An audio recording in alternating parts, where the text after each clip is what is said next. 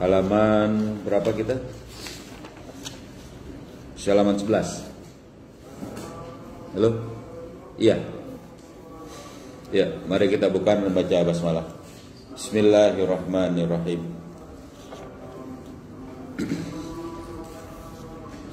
Assalamualaikum warahmatullahi wabarakatuh. Alhamdulillah, nahmaduhu wa nasta'inuhu wa nastaghfiruh wa na'udzu billahi min shururi anfusina wa min sayyiati a'malina may yahdihillahu fala mudilla lahu wa may yudlilhu fala hadiyalah. Asyhadu an la ilaha illallah wahdahu la syarika lah wa asyhadu anna Muhammadan abduhu wa rasuluhu la nabiyya ba'd. Allahumma salli ala Sayyidina Muhammad wa ala ali Sayyidina Muhammad. Rabbi israh li sadri wa yassir li amri wa hlul 'uqdatam min lisani yafqahu qawli. Subhanaka la ilma lana illa ma 'allamtana innaka antal alimul hakim. Amma ba'du. Alhamdulillah, segala puji hanya bagi Allah. Salawat serta salam semoga selalu tercurah kepada junjungan kita Nabi Muhammad sallallahu alaihi wasallam serta keluarganya, sahabatnya, dan juga para pengikutnya yang setia dengan ajarannya hingga akhir zaman. Alhamdulillah, anak-anakku sekalian dan juga para asatidzah yang dirahmati Allah, kita lanjutkan kembali kajian kita buku negeri-negeri Muslim yang terjajah. Mungkin yang belum dapat bisa sabar dulu sebentar. Ya, ada beberapa orang yang belum kebagian ya. Iya, kita masuk kepada halaman 11, bahwa setelah kita membahas tentang bagaimana orang-orang kafir, orang-orang Eropa dan juga terutama di situ adalah Inggris dan juga Amerika, bagaimana mereka mengatur wilayah Palestina pada tahun 1947 ya.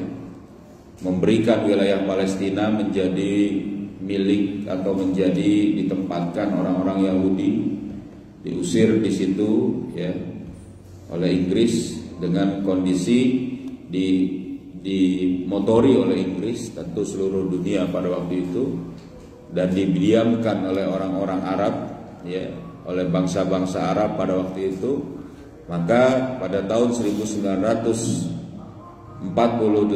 tepatnya 15 Mei 1948, berdirilah itu negara Yahudi di bumi Palestina. Nah, ini kita lanjutkan. Lalu ini kita melihat, jadi pada saat merdekanya Palestina pada waktu itu sebenarnya Palestina itu sudah mulai diusahakan untuk dibagi. Makanya dikatakan di sini keputusan pembagian ya daerah Palestina pada tanggal 29 November 1947 Masehi. Jadi Palestina itu di tengah-tengah sana ya. Pada saat Palestina itu kemudian dibagi menjadi dua ya. Ya. Menjadi pembuka jalan bagi dibentuknya dasar perundang-undangan bagi negara Yahudi. Begitu juga penempatan negara Yahudi sebagai anggota Perserikatan Bangsa-Bangsa pada tanggal 28 Maret 1949 Masehi merupakan dukungan undang-undang internasional terhadap negara Yahudi. Jadi ternyata negara yang baru 1 tahun merdeka lalu masih menjadi konflik di tengah-tengah wilayahnya tadi, langsung dia ini bagaimana? Langsung dia ini diterima menjadi anggota PBB, ya, gitu. Nah, ini untuk apa? Ya, dukungan internasional oleh mereka dibilang. Ya, ini merupakan sebenarnya rencana yang ya tadi menyakiti kaum muslimin. Inggris dengan aksi politiknya yang busuk ini di sini memandang pendirian negara sekular demokratis di seantero Palestina harus diwujudkan. Jadi Inggris nih yang memotori ya. yang mencakup tanah Palestina yang berhasil dirampas pada tahun 1948 Masehi itu, maupun bagian Palestina lainnya yang belum terampas. Jadi ternyata ada wilayah yang pada waktu 1948 itu tanah Palestina itu belum terampas, yaitu apa? Tepi barat yang berada dalam kekuasaan Yordania dan jalur Gaza yang berada di bawah pemerintahan Mesir. Jadi kalau nanti kalian lihat di situ ada terusan Suez antara semenanjung Arab dengan Afrika, di situ ada perbatasan antara Mesir dengan Palestina. Disitulah dekat situ ada jalur Gaza. Nah, sedangkan di sini yang disebut dengan tepi barat itu dia sedikit berbatasan lebih dekat kepada wilayah Yordania. Nah, sebenarnya ini bukan wilayah Palestina pada waktu itu. Ini adalah wilayah apa? Tadi Mesir dan juga ya otoritas Mesir dan juga tadi Yordania itu, bukan wilayah Palestina. Nah.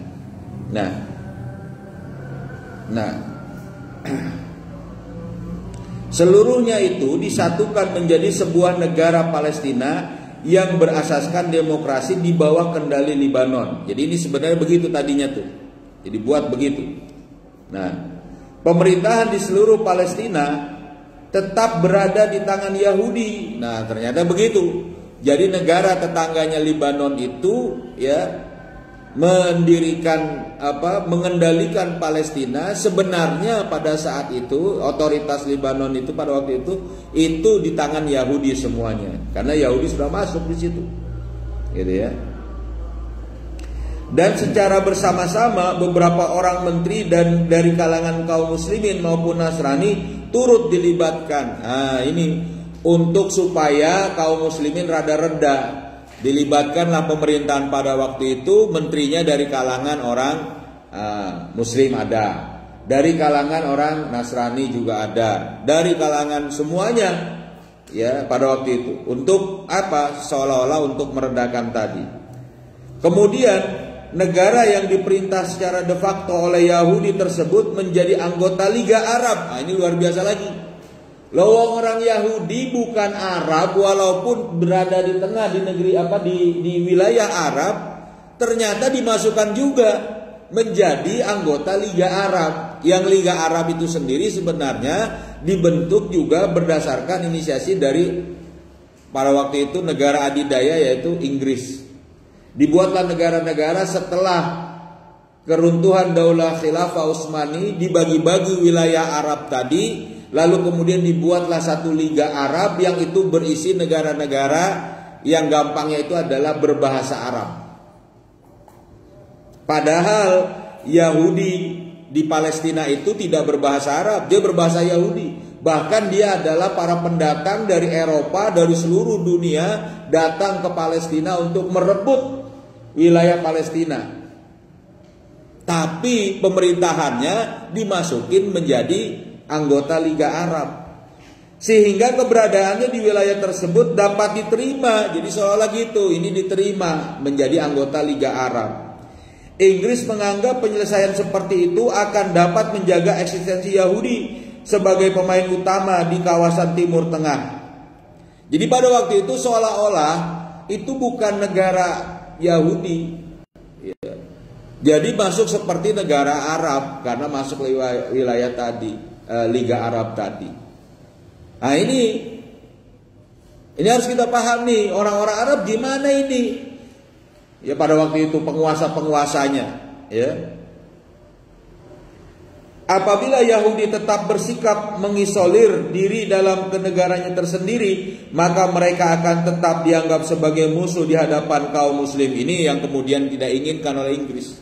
Jadi kalau dia tidak diterima menjadi negara Liga Arab, seolah menjadi negara sendiri, maka ini akan bisa seolah-olah menjadi musuh bersama bagi orang-orang Arab di sekitarnya. Yang kalau orang Arab itu pada waktu itu bangsa-bangsa di sekitarnya itu bersatu mengeroyok Yahudi dengan benar-benar kekuatannya, lumat sudah. Iya pakai ini ya. Gimana nyalainnya? Ya. Nih di sini, ini jalur Gaza. Ya. Nah ini Arab di sini. Nah itu tuh. Ini di sini ada Mesir. Nah di sini.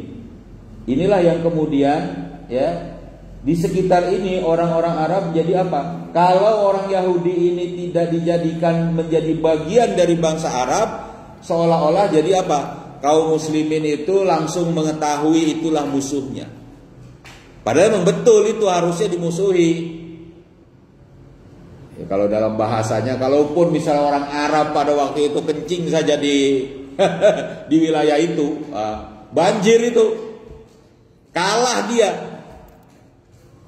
Ini istilah kasarnya itu ya. Belum lagi kalau dia membawa senjata. Sekarang pun juga gitu sebenarnya. Kalau dia membawa senjata, memerangi, habis sudah. Ya, belum lagi dibantu oleh kaum muslimin yang lain. Ya, ada Pakistan, ya kan? Ada Indonesia di sini, ya kan? Ada kemudian di sini Pakistan semuanya, ada Indonesia, belum lagi ada Mesir, belum Sudan dan sebagainya semua. Bahkan kemudian di wilayah Afrika, Kongo semua, bahkan Aljazair. Itu negeri-negeri kaum muslimin yang bagaimana? Yang kalau mereka bersatu, selesai, kelar itu Yahudi sebenarnya. Tapi siapa yang menyatukan? Ini harusnya ada. Makanya mereka masukkan itu negara Yahudi menjadi bagian dari Liga Arab. Ini pengkhianatan berikutnya dari orang-orang para penguasa Arab pada waktu yang bagaimana? Yang membiarkan eksistensi Yahudi bisa menjadi kawan bagi mereka karena masuk dalam Liga Arab itu. Nah, gitu. Jika hal ini terjadi, jadi kalau misalnya kaum muslimin tetap menganggap Yahudi itu sebagai musuh, kaum muslimin akan menggempur mereka sampai kapanpun, seperti peristiwa perang salib. Perang salib terus menerus mereka itu digempur habis dan gak menang. Mereka baru betul-betul mengatakan menang pada saat bagaimana? Pada saat daulah khilafah itu runtuh. Disinilah kemenangan kembali perang salib kata mereka. Kalau dibiarkan Yahudi pada waktu itu menurut mereka, maka ini jadilah ini. Harusnya ini paham kaum muslimin begini. Sebagian besar pemuka Yahudi merasa puas dengan solusi tersebut dan berusaha keras untuk mewujudkannya. Inggris membuat aksi pendahuluan bagi penyelesaian tersebut dengan mewujudkan perdamaian antara Yahudi dengan para penguasa Arab di wilayah Timur Tengah. Saat itu seluruh penguasa Arab justru menjadi kaki tangan Inggris. Setelah perdamaian terwujud, Inggris melanjutkan langkahnya untuk mewujudkan rencana utama. Tentu maksudnya di situ. Namun setelah para diplomat Amerika di wilayah Timur Tengah bertemu di Istanbul, nah ternyata pemenang perang dari Perang Dunia Pertama, ya Perang Dunia Pertama, Perang Dunia Kedua, Amerika di sini. Dia bertemu para diplomat ini di Istanbul, di Turki. Ya.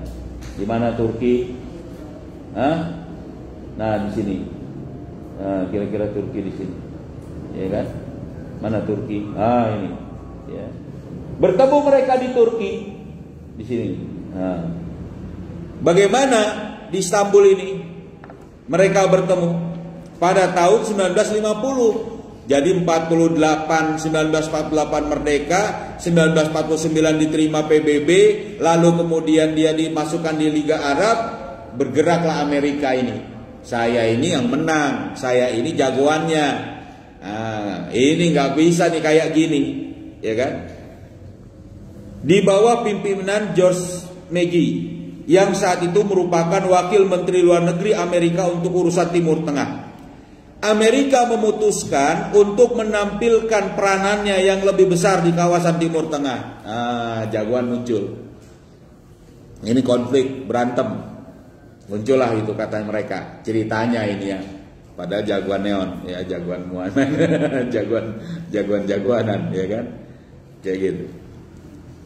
Amerika mengambil alih persoalan yang semakin panas itu sendirian, tanpa menyertakan Inggris. Jadi benar-benar nggak peduli dia, karena Inggris juga lemah pada waktu itu.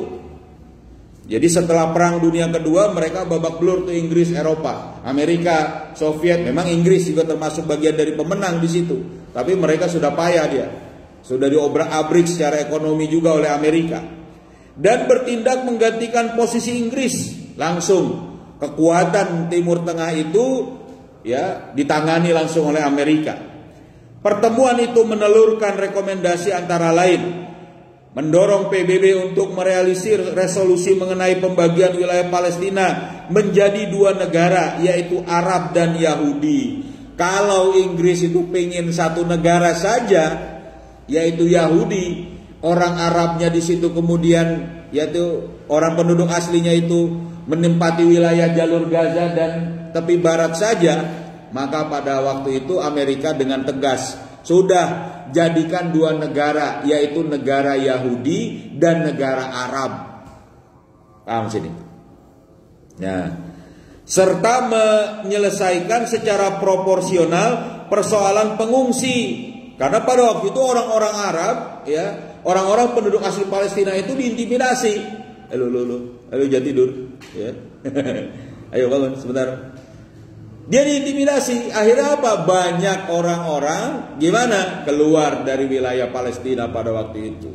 Ya karena betul ketakutan, ngerti juga, ya kan, dirampas tanahnya, nggak punya tempat tinggal. Ini yang terjadi.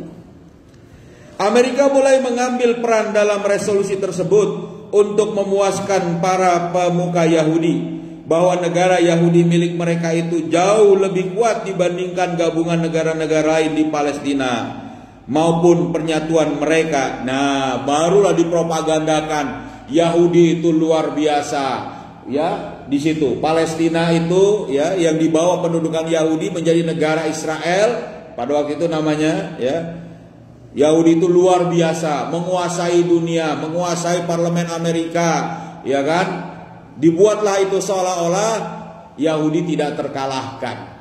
Monsterisasi melalui media massa. Itu yang dilakukan oleh Amerika. Menjadi kekuatan yang seolah-olah orang Arab itu gak akan bisa ngelawan. Nah, kemudian Amerika mengembalikan kekuasaan di Palestina kepada bangsa Arab. Tadi wilayah jalur Gaza, ya, wilayah jalur Gaza di sini, ya. Dan juga di tepi barat ini bagaimana dikembalikan kepada orang-orang yang bisa dia kendalikan untuk menjadi berkuasa atas nama bangsa Arab pada waktu itu, ya. Hanya saja pengaruh politik Inggris terhadap para pemuka Yahudi senior seperti Ben Gurion dan ambisi para pemuka Yahudi yang menginginkan dominasi Yahudi atas seluruh wilayah Palestina tidak memberikan peluang kepada Amerika untuk berperan dalam tahap awal perumusan resolusi tersebut. Jadi resolusi ini ditolak oleh orang-orang Yahudi sendiri. Kenapa? Karena serakahnya mereka juga, karena ingin dominasi mereka juga. Mereka ingin seluruh wilayah Palestina itu adalah wilayahnya Yahudi. Jadi nggak mau menerima apa? Usulan dari Amerika yang dua-duanya nggak beres buat orang Islam. Buat Amerika itu penting, bagus dengan dua negara. Buat Inggris itu bagus dengan satu negara. Buat orang Yahudi itu bagus dengan mau satu negara mau dua negara juga, ya kan? Walaupun mereka pinginnya ada yang mau satu negara atau dua negara. Buat orang Islam semuanya nggak bagus. Kenapa? Dirampas tanahnya. Makanya kita nggak boleh itu setuju dengan salah satu pun dari urusan itu. Nah, terus ini berkecamuk sampai hampir 10 tahun. Jadi berganti pemimpin, berganti semuanya. Perang terus, apa istilah konflik, pengusiran warga negara juga terus dilakukan. Pada tahun 1959, nah, jadi hampir 10 tahun di sini, bersamaan dengan akhir masa pemerintahan Eisenhower, Amerika mengeluarkan resolusinya secara lebih rinci dan lebih memaksa. Karena pada waktu itu sebenarnya Inggris sudah mulai bisa dikendalikan oleh Amerika. Ya. Yang ringkasnya adalah mendirikan institusi bagi bangsa Palestina di tepi barat dan jalur Gaza. Nah, tadi tepi barat dan jalur Gaza itu dijadikan wilayah Palestina. Ya. Menginternasionalisasikan Al-Quds. Jadi Al-Quds di Yerusalem, ya, Masjidil Aqsa itu dijadikan tempat internasional untuk 3 agama, Islam, Nasrani, dan Yahudi, kata mereka. Padahal orang Islam ke situ jadi susah juga. Yahudi gampang sekali menutup, mengobrak-abrik masjid dan sebagainya. Ya. Mencari solusi atas pengungsi bangsa Palestina dengan mengembalikan sebagian kecil mereka ke Palestina yang berada di bawah kekuasaan pemerintahan Israel. Jadi di tempat-tempat wilayah Israel dikembalikan itu pengungsi, Masya Allah. Jadi benar-benar sengsara itu wilayah pada waktu itu dan negara pada waktu itu. Ya. Serta memberikan bantuan kepada sebagian besar bangsa Palestina yang masih terlantar dan bertempat tinggal di luar Palestina. Pelaksanaan resolusi tersebut diserahkan kepada Abdul Nasir, Jamal Abdul Nasir, ya, gembong kaki tangan Amerika di kawasan Timur Tengah. Selain itu, Amerika juga menyerahkan pelaksanaan resolusi itu kepada kaki tangan Amerika lainnya di Irak, yaitu Abdul Karim Qasim, yang menyerukan untuk mendirikan Republik Palestina dan melatih penduduk Palestina menjadi tentara untuk mempertahankan negerinya. Jadi mulai ada milisi nih, supaya dia disuruh membela negerinya sendiri yang nanti umat Islam nggak ngerasa bahwa itu adalah milik umat Islam. Sampai sekarang nih, jadi seolah-olah Palestina itu milik orang Palestina. Insya Allah. Mereka menjalin kontak dengan Komisi Tinggi Palestina. Amerika menugaskan Raja Saud yang juga kaki tangan Amerika pada waktu itu untuk menjalin kontak dengan Raja Hussein dan memaksa agar menyetujui resolusi tersebut. Jadi resolusi ini benar-benar dipaksakan oleh Amerika. Media massa mulai memberitakan rumusan resolusi tersebut dengan cara yang sangat menarik. Namun Raja Hussein tidak setuju. Ia menolak dengan keras berdasarkan arahan dari Inggris. Yordania waktu itu Raja Hussein ini menjadi bagian kaki tangan anti-Inggris. Jadi kalau kita pelajari, negara itu ada 4. Kemarin kita bahas tentang Afkar Siyasi, ya. Ada negara adidaya, negara satelit, negara independen, dan negara pembebek. Umumnya orang-orang di negara-negara di Saudi itu menjadi negara pengekor, pembebek. Makanya ini nyata dalam urusan konflik ini. Mana yang menjadi pengekor bagi Amerika, mana yang menjadi pengekor bagi Inggris, ngikut. Jadi kebijakannya itu nggak bisa semau dari mereka lakukan. Ya. Amerika mulai menekan Yordania dan meminta Liga Arab bertemu di Stura, ya, Libanon pada tahun 1960 Masehi, yang akhirnya di bawah tekanan keras Perdana Menteri Yordania Hazal Majali menyetujui resolusi Amerika tersebut. Dia setuju untuk mendirikan institusi bagi bangsa Palestina di tepi barat. Namun persetujuan Al-Majali itu sama sekali tidak ada manfaatnya karena Al-Majali kemudian dibunuh. Bagaimana maksudnya? Karena kemudian Inggris juga nggak mau terima. Dibunuhlah itu Perdana Menteri itu yang menyetujui itu. Supaya apa? Nggak berjalan resolusi 2 negara yang dalam rancangan Amerika. Pada saat Kennedy berkuasa pada tahun 1961, Presiden Amerika John F. Kennedy yang juga nanti dia dibunuh, ya. Dia mengirimkan sejumlah surat yang sangat terkenal kepada Raja Saud dari Kerajaan Saudi, Presiden Mesir Abdul Nasir, Presiden Irak Abdul Karim Qasim, Raja Hussein dari Yordania, dan Presiden Lebanon Fuad Shihab. Dalam suratnya itu Amerika menjanjikan untuk memberikan dana bagi para pengungsi dan menyelesaikan masalah krisis air di Yordania. Pada tanggal 10 Juni 1961 Masehi, KTT Arab akan dilangsungkan di Kairo. Hal ini semakin menambah tekanan terhadap Yordania untuk menerima konsep mengenai negara bangsa Palestina. Jadi ini tekanan untuk Palestina, untuk Yordania. Duta Besar Amerika yang menjadi penyelenggara KTT itu memutuskan untuk bertemu dengan Perdana Menteri Yordania Bahjat Talhoni, ya, dan memaksanya untuk menyetujui didirikannya institusi bagi bangsa Palestina. Akan tetapi Raja Hussein segera memanggil Talhoni, ya, dan memberikan peringatan keras kepadanya sehingga rencana Amerika itu mengalami kegagalan untuk kedua kalinya dan konferensi itu pun batal diselenggarakan. Ini betul-betul konflik di antara mereka semua. Begitulah upaya Amerika untuk mendirikan institusi bangsa Palestina di tepi barat dan jalur Gaza serta internasionalisasi Al-Quds terus dilakukan, tetapi semuanya mengalami kegagalan karena penolakan Inggris dan Raja Hussein. Penyebabnya karena Amerika merencanakan adanya sebuah negara sekuler di Palestina yang dikuasai Yahudi yang akan membina hubungan dengan yang berbeda dengan Yordania. Setelah peristiwa itu, pada KTT Arab yang diselenggarakan tahun 1964 Masehi, terbentuk Organisasi Pembebasan Palestina PLO. Nah, dibentuklah itu PLO. Tahu PLO? PLO Pembebasan Palestina Liberty Organization, ya kan? Jadi organisasi pembebasan Palestina yang dipimpin oleh Ahmad Syukairi atas dukungan zaman Abdul Nasser. Jadi Abdul Nasser itu adalah tadi pemimpin Mesir yang menjadi kaki tangan Amerika. Nah, tujuan dari KTT itu adalah semakin mengintensifkan upaya untuk memisahkan tepi barat dari Yordania dan mendirikan institusi bangsa Palestina yang berdiri sendiri di wilayah tersebut, di samping untuk menginternasionalisasi Al-Quds dan Bethlehem.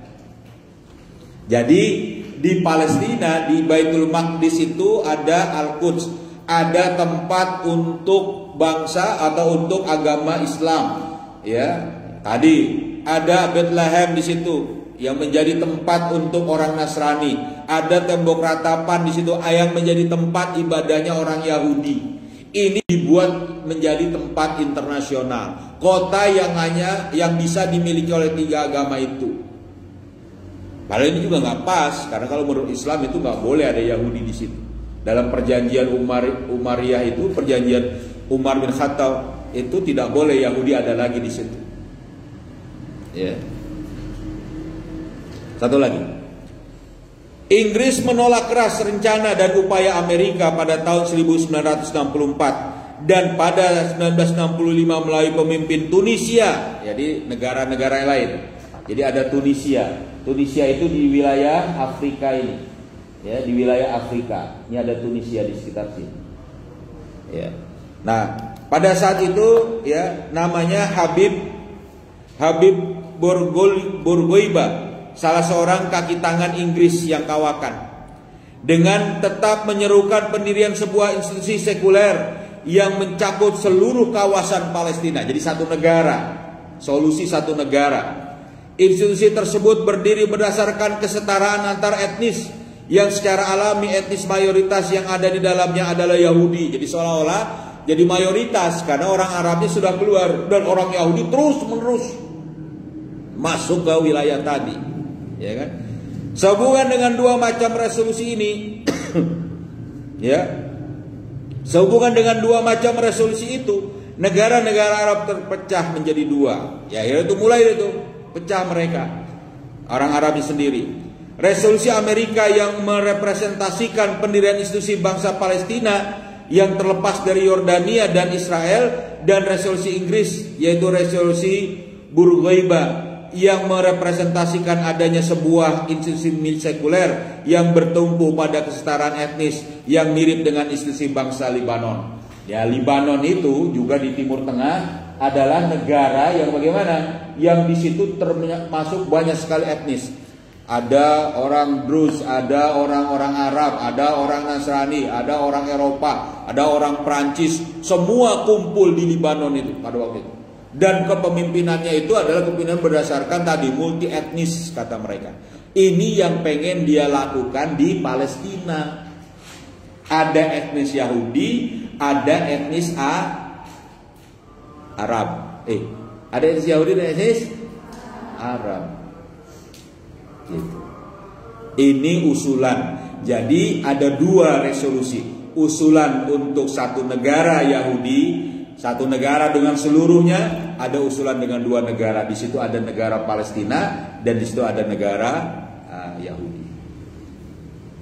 Nah, itu. Nah, kalian nanti lihat semua di situ di peta bagaimana negara-negara tadi. Makanya pada saat lihat peta itu harus tahu. Berarti tergambar semua negeri-negeri kaum muslimin. Nanti tunjuk. Boleh juga nanti nih main peta buta. Tunjukkan negeri-negeri kaum muslimin, daftarnya nanti. Ya, ada sekitar 52 negeri. Ada sekitar 52 negara kaum muslimin di situ.